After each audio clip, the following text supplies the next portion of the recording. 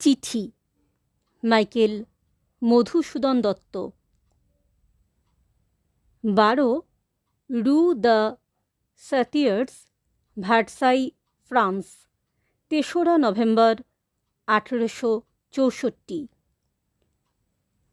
প্রিয় বন্ধু, আমার আগের একটি চিঠিতে আমি আপনাকে পরিষ্কার করেই হয়তো জানাতে পেরেছি আমি একাকী লন্ডনে কেন যেতে চাই।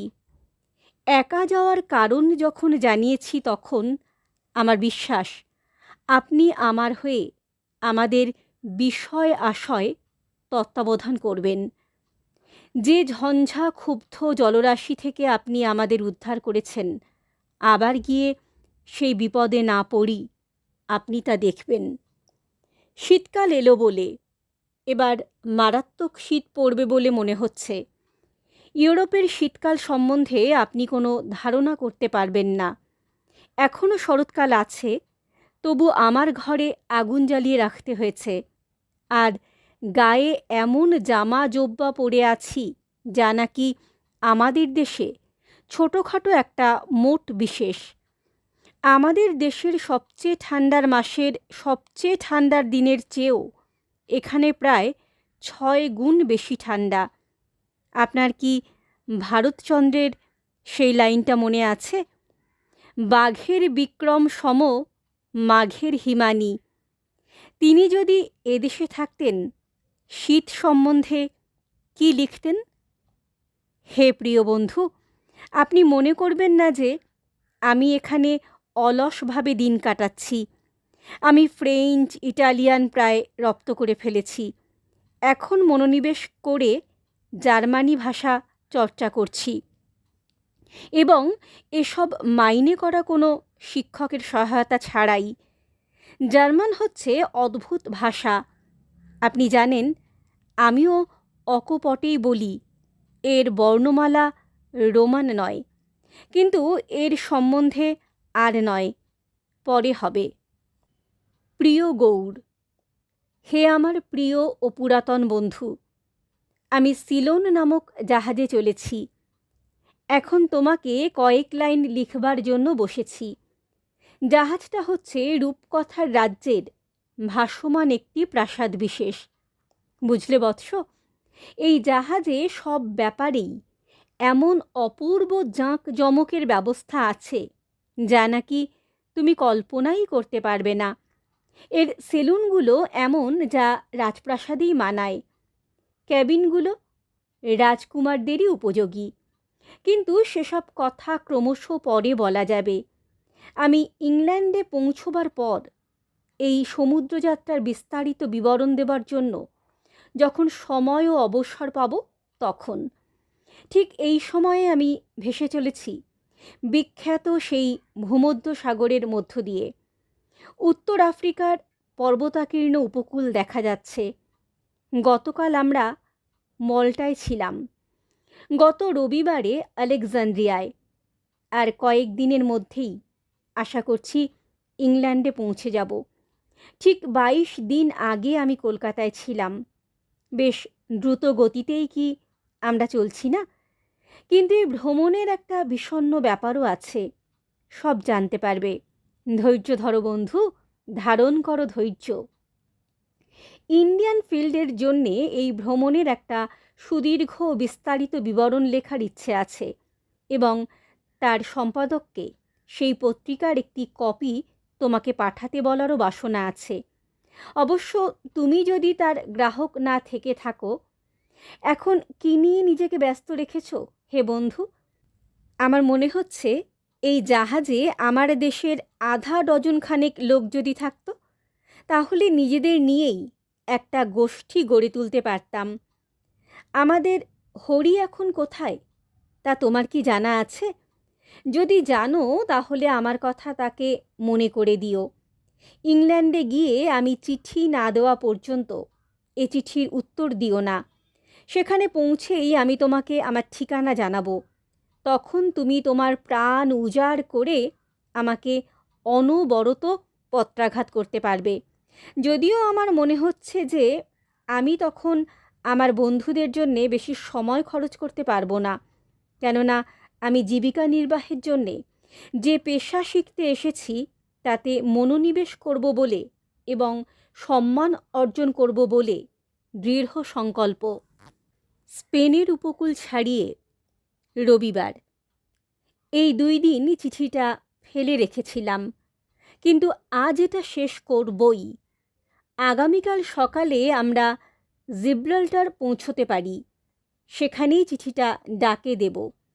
তুমি ধারণা করতে পারবে না সমুদ্র আজ কতটা শান্ত। এটা বিশ্বাস করো, আমাদের হুগলি নদীটির মতো। এখানকার আবহাওয়া আমাদের দেশের নভেম্বর মাসের মাঝামাঝি সময়ের মতো। তা খুব গরমও না, খুব ঠান্ডাও না। আমি ভেবেছিলাম খুবই বুঝি ঠান্ডা হবে জায়গাটা, কিন্তু সকলে বলছে আমরা আটলান্টিকে ও বিস্কে উপসাগরে ঢুকলে সব অন্য প্রকার হবে। কোনো খবর? তোমাকে দেবার মতো এখন কিছু নেই। লন্ডনে পৌঁছে অনেক খবর দিয়ে তোমার আশ মেটাবো। তুমি ঠিক জেনো, এমনকি আমার শিশুকাল থেকে আমি যে দেশ সম্বন্ধে এমনভাবে চিন্তা করে এসেছি, আমি প্রতিটি মিনিটে তার নিকটবর্তী হয়ে চলেছি। এ কথা যেন আমার বিশ্বাস হচ্ছে না, কিন্তু বাস্তব ব্যাপার হচ্ছে কল্পিত কাহিনী থেকেও বিচিত্র। এবার তাড়াতাড়ি শেষ করি, কিন্তু তার আগে জানিয়ে রাখি, তোমার অকৃত্রিম ও আন্তরিক ও চির স্নেহমুগ্ধ প্রিয় রাজনারায়ণ। ইতিমধ্যে তুমি তোমার পুরাতন ডেরায় পৌঁছে গিয়ে থাকবে।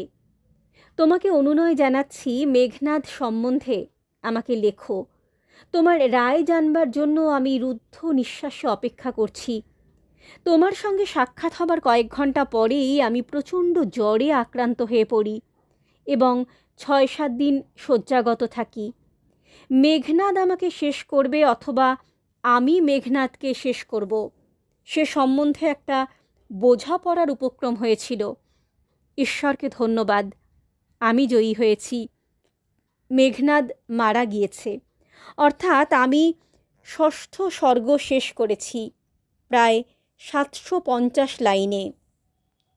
তাকে মেরে ফেলতে আমাকে অনেক অশ্রুপাত করতে হয়েছে।